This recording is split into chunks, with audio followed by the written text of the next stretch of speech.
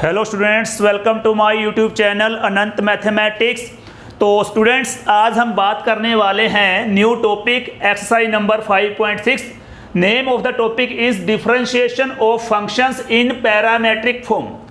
तो student, first of all हम बात करेंगे कि पैरामेट्रिक फॉर्म क्या होती है। What is a parametric form. Okay students, तो ध्यान देना, आपने पिछली एक्सरसाइज में पढ़ा होगा इम्प्लिसिट फंक्शन के बारे में और एक्सप्लिसिट फंक्शन के बारे में। ओके सॉरी, हाँ जी, एक्सप्लिसिट फंक्शन। हाँ जी स्टूडेंट्स, नेक्स्ट है हमारे पास इम्प्लिसिट फंक्शन। और आज का टॉपिक है हमारे पास पैरामेट्रिक फॉर्म। पैरामेट्रिक फॉर्म, हाँ जी स्टूडेंट्स। तो एक्सप्लिसिट फंक्शन, इम्प्लिसिट फंक्शन और पैरामेट्रिक फॉर्म किस तरह रिलेट करते हैं एक दूसरे से, ये बताने जा रहा हूं मैं, ध्यान देना। एक्सप्लिसिट फंक्शन में क्या होता है, जो हमारे पास फंक्शन होता है उसमें हम डिपेंडेंट एंड इंडिपेंडेंट जो वेरिएबल होते हैं उन्हें आसानी से हम आइसोलेट कर लेते हैं। आइसोलेट का मतलब होता है अलग करना। ओके स्टूडेंट्स, जिस तरह हमारे पास मान लो कि ये फंक्शन है y इक्वल टू लगा लेते हैं 4x + 5। ओके, तो इसमें आप देखो हमारे पास ये डिपेंडेंट वेरिएबल है y और x यहाँ पर क्या है, इंडिपेंडेंट वेरिएबल है। ओके, तो इनके बीच का रिलेशन आपको क्लियर है। जैसे ही हम x को चेंज करेंगे y भी चेंज होता जाएगा। ठीक है, तो मेन पॉइंट क्या है यहाँ पर, एक्सप्लिसिट फंक्शन है, इसमें y और x को हमने आइसोलेट कर रखा है, अलग अलग कर रखा है। ठीक है, x को हमने इस साइड पे कर रखा है यानी कि राइट हैंड साइड पे, और y को लेफ्ट हैंड साइड पे हमने राइट कर लिया है। लेकिन इम्प्लिसिट फंक्शन में क्या होता है, एक्स वाई जो हमारे पास वेरिएबल हैं उन्हें आइसोलेट करना पॉसिबल नहीं होता है। जिस तरह मान लो कि आपके पास आ जाए x y plus sine x y equal to suppose कि 5 ही है। ठीक है, यहां पर देखो x y plus sine x y है। क्या आप लोग इस एक्स वाई को आइसोलेट कर सकते हो? Not possible. यहां पर क्या है, साइन का जो एंगल है वो x इंटू वाई है। यहां पर एक्स वाई को आइसोलेट करना, अलग करना पॉसिबल नहीं है। आप ऐसा नहीं कर सकते कि इसमें से एक्स वाई को, y में से y को एक साइड पे कर दो और x को एक साइड पे कर दो, ऐसा पॉसिबल नहीं है। तो ये फंक्शन हमारे पास कौन सा हुआ, इम्प्लिसिट फंक्शन हुआ। ओके, तो मतलब क्या है, एक्सप्लिसिट फंक्शन में क्या होगा, y और x dependent and independent variable isolate हो जाते हैं। जो हमारे पास इम्प्लिसिट फंक्शन होता है इसमें एक्स वाई को आप आइसोलेट नहीं कर पाएंगे। अब नेक्स्ट हमारे पास क्या है, जो ये एक्स वाई वेरिएबल हैं, ठीक है, ये वेरिएबल क्या है, पैरामेट्रिक फॉर्म में किस तरह राइट होते हैं। ध्यान देना, इसमें क्या होगा, डायरेक्ट एक्स वाई के बीच में कोई लिंक नहीं होगा। यू कैन सी कि यहाँ पर एक्स वाई के बीच में लिंक कौन सा है, यहाँ पर आपको मालूम है कि y हमारे पास डिपेंडेंट वेरिएबल है, x हमारे पास क्या है, इंडिपेंडेंट वेरिएबल है, और ये फंक्शन कौन सा है, एक्सप्लिसिट फंक्शन है ये। ठीक है, इस फंक्शन को हमने एक्सप्लिसिट क्यों बोला है, क्योंकि हमने y और x को आइसोलेट कर रखा है। ठीक है, सेकंड हमारे पास क्या है, वेरिएबल एक्स वाई है, लेकिन यहां पर ये वाला फंक्शन क्या है, इम्प्लिसिट फंक्शन है। यहां पर आप ये डिसाइड नहीं कर पाओगे कि एक्स वाई में से कौन सा डिपेंडेंट वेरिएबल है और कौन सा इंडिपेंडेंट वेरिएबल है। ठीक है, ये मिक्स करके दे रखे हैं, इन्हें आप आइसोलेट नहीं कर पाएंगे। ठीक है, तो इन दोनों फंक्शन में ये क्लियर है कि वाई और एक्स के बीच में किस टाइप का रिलेशन है। ओके, लेकिन जो हमारे पास पैरामेट्रिक फॉर्म होती है उसमें क्या होगा, जिस तरह मान लो कि y इक्वल टू लगा लेते हैं साइन t है, ठीक है, और x equal to cos t लगा लो।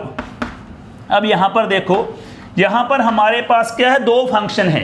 एक फंक्शन तो है y equal to sine t, second function है हमारे पास x equal to cos t। ठीक है, डायरेक्ट हम देखें तो इनमें कोई लिंक नहीं है, लेकिन आप ध्यान से देखो कि यहाँ पर जो y और x वेरिएबल हैं, ठीक है, हमारे पास ये डबल फंक्शन है। पैरामेट्रिक फॉर्म में क्या होता है, कंडीशन ध्यान रखना, फंक्शन दो मिलेंगे, यहां पर एक्स वाई वेरिएबल है, फंक्शन सिंगल है, यहां पर एक्स वाई वेरिएबल है, फंक्शन सिंगल है। लेकिन जब बात आएगी पैरामेट्रिक फॉर्म की, तब एक्स और वाई के बीच में डायरेक्ट रिलेशन नहीं होगा। जैसा कि आपने देखा है एक्सप्लिसिट फंक्शन में क्या है, डायरेक्ट रिलेशन है एक्स वाई के बीच में, इंप्लिसिट फंक्शन में भी डायरेक्ट रिलेशन है, ठीक है, सिंगल फंक्शन है हमारे पास। लेकिन जब बात आएगी पैरामेट्रिक फॉर्म की तो हमारे पास सिंगल फंक्शन नहीं होगा, ठीक है। लेकिन फिर भी एक्स और वाई जो वेरिएबल हैं उनके बीच में रिलेशन मिलेगा, ठीक है। वो रिलेशन कैसा होगा ध्यान दो, जिस तरह हमारे पास y equal to sine t है, you can see y is dependent on t, ठीक है। y है जो वेरिएबल वो t वेरिएबल पर डिपेंड करता है, ठीक है। और x है, x वेरिएबल भी t वेरिएबल पर डिपेंड कर रहा है, ओके। तो मतलब क्या हुआ, यहां पर x और y जो लिंक है आपस में इनका, ठीक है, ये जुड़े हुए हैं किससे, थर्ड वेरिएबल t से, ओके। मतलब क्या है, जब हमारे पास वेरिएबल एक्स वाई डायरेक्ट ना जुड़कर, जिस तरह यहां पर देखो, यहां पर एक्स वाई का डायरेक्ट लिंक है, y equal to 4x plus 5 है, ये डायरेक्ट लिंक है, ठीक है। y की वैल्यू क्या है, x का 4 टाइम प्लस 5, इन दोनों के बीच में डायरेक्ट लिंक है, यहां पर भी इन दोनों के बीच में डायरेक्ट लिंक है, ठीक है। लेकिन इस केस में y x के बीच में डायरेक्ट लिंक नहीं है, लेकिन फिर भी देखें तो y is dependent on t and x is also dependent on t। मतलब क्या है, t ने इन दोनों को जोड़ रखा है, ठीक है। जब आपके पास x y वेरिएबल, ठीक है, किसी थर्ड वेरिएबल की हेल्प से आपस में जुड़े हों तो ऐसे जो फंक्शंस होते हैं उन्हें हम बोलते हैं पैरामेट्रिक फॉर्म, ठीक है, फंक्शंस की पैरामेट्रिक फॉर्म। दोबारा सुन ले ध्यान से, यहां पर y हमारे पास साइन t है, ये फर्स्ट हमारे पास फंक्शन है, x equal to cos t है, ये सेकंड फंक्शन है, ठीक है।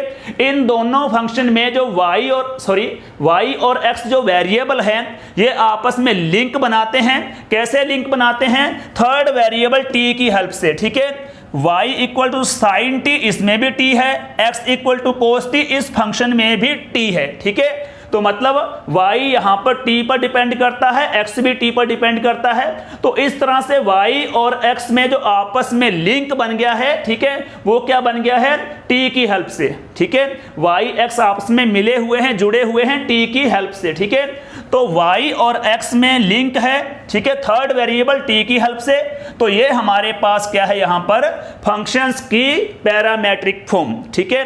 और इसमें पैरामीटर कौन सा है, ये हमारे पास t है ना वेरिएबल दोनों में, ठीक है, थर्ड वेरिएबल दोनों में है t, इसे बोलेंगे, जो हमारे पास t है इसे क्या बोलेंगे यहां पर, पैरामीटर, ठीक है। t हमारे पास क्या है, यहां पर पैरामीटर है, ओके स्टूडेंट्स।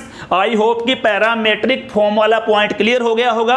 पैरामेट्रिक फॉर्म में क्या होगा, फंक्शन डबल मिलेंगे, इस टाइप से सिंगल फंक्शन नहीं आएगा, मतलब एक्स वाई वेरिएबल के बीच में डायरेक्ट लिंक नहीं मिलेगा आपको, ठीक है। ये दोनों ही एक्स वाई जो वेरिएबल हैं थर्ड वेरिएबल की हेल्प से आपस में जुड़े होंगे, ठीक है।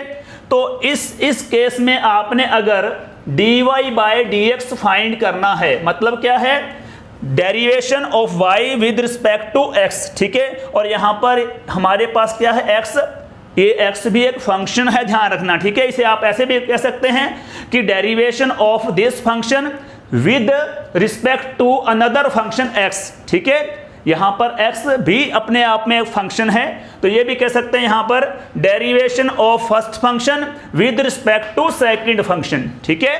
तो dy बाय dx फाइंड करने के लिए हमें क्या करना पड़ेगा, यहां पर हमें करना पड़ेगा dy बाय dt को डिवाइड करना पड़ेगा dx बाय dt से, ठीक है।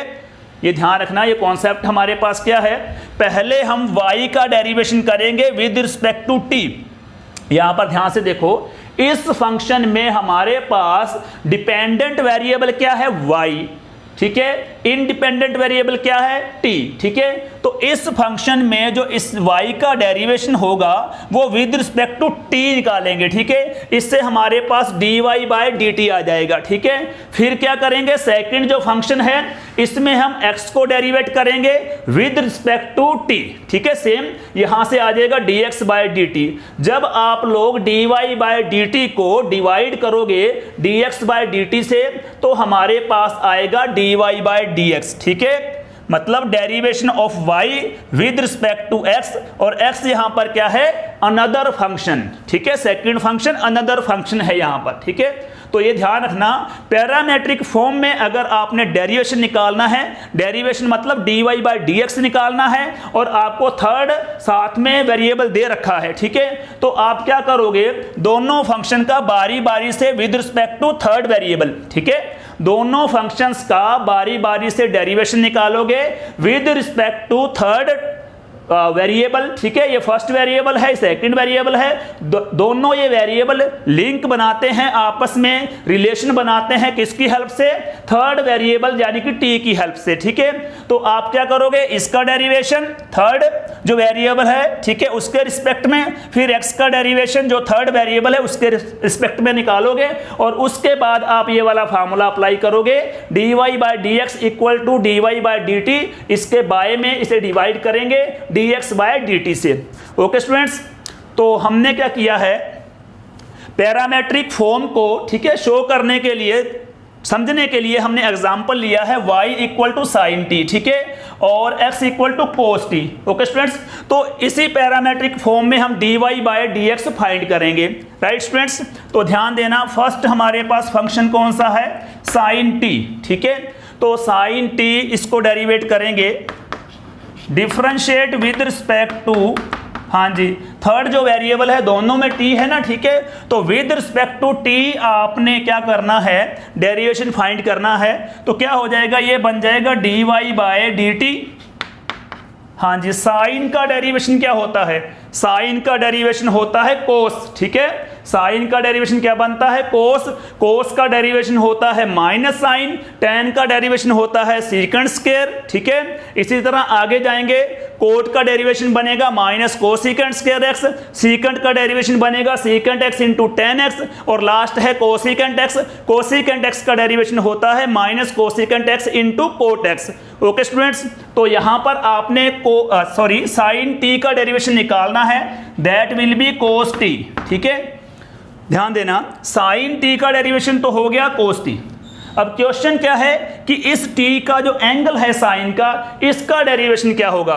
इसका डेरिवेशन निकालने के लिए ध्यान रखना है, आपने देखना है इसको कि आप किसकी रिस्पेक्ट में डेरिवेशन फाइंड कर रहे हो। ओके स्टूडेंट्स, ध्यान देना, यहां पर साइन t का डेरिवेशन कोस t, राइट। इसके बाद आपने t का डेरिवेशन निकालना है, लेकिन t का डेरिवेशन फाइंड करने से पहले चेक करो कि अगर तो यहां पर विद रिस्पेक्ट टू t है, ठीक है, तो t का डेरिवेशन आएगा 1। ध्यान रखना ये, अगर यहां पर, क्योंकि यहां पर t है और विद रिस्पेक्ट टू t ही है, ठीक है, ऐसा है तो t का डेरिवेशन 1। अगर ऐसा नहीं है, सपोज कि यहां पर होता विद रिस्पेक्ट टू x, ठीक है, तो उस केस में क्या बनता, यहां पर t का डेरिवेशन बनता dt बाय dx, ठीक है, ये ध्यान रखना आपने। तो यहां पर क्या होगा, यहां पर 1 ही आएगा, यानी कि dt बाई dx नहीं आएगा, लेकिन dt बाई dx आगे हम करेंगे, लेकिन कब करेंगे, जब यहां पर विद रिस्पेक्ट टू x है और यहां पर हमारे पास t है। In that case derivation will be dt by dx। Okay students, तो ये हमारे पास बन गया cos t into 1, cos t ही रहेगा ये, हाँ जी। ओके स्टूडेंट्स, तो ये cos t हमारे पास आ गया। फर्स्ट फंक्शन को हमने डेरिवेट कर लिया है, तो इसमें सेकंड फंक्शन हमारे पास कौन सा है, सेकंड फंक्शन है x equal to cos t, ठीक है। तो सेम ही रखना है आपने, डिफरेंशिएट विद रिस्पेक्ट टू, हाँ जी, थर्ड वेरिएबल t है, तो विद रिस्पेक्ट टू t ही आपने इसे डेरिवेट करना है। तो ये हमारे पास क्या बन जाएगा, इसका डेरिवेशन, हाँ जी, x का क्या बनेगा, dx बाय dt, क्योंकि विद रिस्पेक्ट टू t हम डेरिवेट कर रहे हैं x को, तो ये बन जाएगा dx by dt, that is equal to, हाँ जी, इसका क्या बनेगा, हमारे पास ये है कोस t का डेरिवेशन बनेगा माइनस साइन t, और इसके बाद t का, क्योंकि विद रिस्पेक्ट टू t है तो t का डेरिवेशन हो जाएगा 1। ओके ओके स्टूडेंट्स, तो यहां पर नेक्स्ट हमारे पास क्या होगा, पैरामेट्रिक फॉर्म में अगर आपने d y by d x find करना है तो क्या रहेगा formula, d y by d t by में d x by d t. हाँ जी, तो d y by d t कहाँ पर है, हाँ जी ये रहा d y by d t, इसे राइट कर दो यहाँ पर कोस टी। हाँ जी, नेक्स्ट हमारे पास क्या है, D x by d T से डिवाइड करना है, ये हमारे पास है माइनस साइन टी, तो यहाँ पर राइट कर देंगे माइनस साइन टी। हाँ जी स्टूडेंट्स, माइनस का माइनस आएगा, कोस बाय साइन क्या होता है, कोस बाय साइन होता है कोट। ओके स्टूडेंट्स, तो ये हमारे पास क्या आ गया, d y by d x की वैल्यू आ गई पैरामेट्रिक फॉर्म में। ओके स्टूडेंट्स, इसमें ये ध्यान रखना है कि पैरामेट्रिक फॉर्म में जो हमारे पास d y by d x की वैल्यू आएगी ये किस फॉर्म में आएगी, ये थर्ड वेरिएबल की फॉर्म में ही आएगी। ध्यान रखना, ये थर्ड वेरिएबल हमारे पास कौन सा था, y फर्स्ट वेरिएबल है, x सेकंड वेरिएबल है, जो हमारे पास ये दोनों जुड़े हुए हैं आपस में, वो जुड़े हुए हैं थर्ड वेरिएबल t की हेल्प से। ठीक है, तो आपका आंसर भी t की फॉर्म में ही आएगा, ये ध्यान रखना है आपने। फिर से सुन ले एक बार हल्का सा, टॉपिक हमारे पास है differentiation of the functions in parametric form. तो पैरामेट्रिक फॉर्म में क्या होता है, जो x y वेरिएबल होते हैं, ठीक है, वो थर्ड वेरिएबल की हेल्प से आपस में लिंक होता है, उनका आपस में जुड़े होते हैं। तो मतलब क्या है, पैरामेट्रिक फॉर्म में आपको सिंगल फंक्शन नहीं मिलेगा, आपको डबल फंक्शन मिलेगा। ठीक है, पहले फंक्शन में y, सेकंड फंक्शन में x होगा, और जो हमारे पास y है, ठीक है, y डिपेंड करेगा थर्ड वेरिएबल पर, सेम इस तरह x भी थर्ड वेरिएबल पर डिपेंड करेगा। ये थर्ड वेरिएबल जो t है, ठीक है, ये हमेशा t नहीं आएगा, कुछ और भी हो सकता है, t हो सकता है, यहाँ पर थीटा हो सकता है, अल्फा हो सकता है, ठीक है, कुछ r वगैरह भी यहाँ पर हो सकता है। तो मतलब ये नहीं है कि हमेशा ही आपको t मिले ये। ओके स्टूडेंट्स, तो ये थी हमारे पास पैरामेट्रिक फॉर्म जिसमें एक्स वाई जो वेरिएबल हैं वो थर्ड वेरिएबल की हेल्प से आपस में लिंक्ड होंगे। ठीक है, और इसके बाद अगर आपने d y by d x find करना है तो first of all you have to find d y by d t. मतलब क्या है, इस फंक्शन को आपने डेरिवेट करना है विद रिस्पेक्ट टू टी। ठीक है, फिर इसे डिवाइड करना है D x by d t, मतलब सेकेंड फंक्शन को आपने डेरिवेट करना है विद रिस्पेक्ट टू टी। ठीक है, तो ऐसा करने से आपके पास आ जाएगा d y by d x, और जो d y by d x आएगा वो थर्ड वेरिएबल की फॉर्म में ही आएगा। यहां पर थर्ड वेरिएबल टी है तो ये टी की फॉर्म में ही आपको मिलेगा। ओके स्टूडेंट्स, तो ये हमारा आज का टॉपिक है differentiation of function in parametric form. Okay students, तो नेक्स्ट वीडियो से हम स्टार्ट करेंगे एक्सरसाइज नंबर 5.6। ठीक है, इस वीडियो में मैंने इसका बेसिक आपको क्लियर कर दिया है। Okay students, all the best, thank you so much.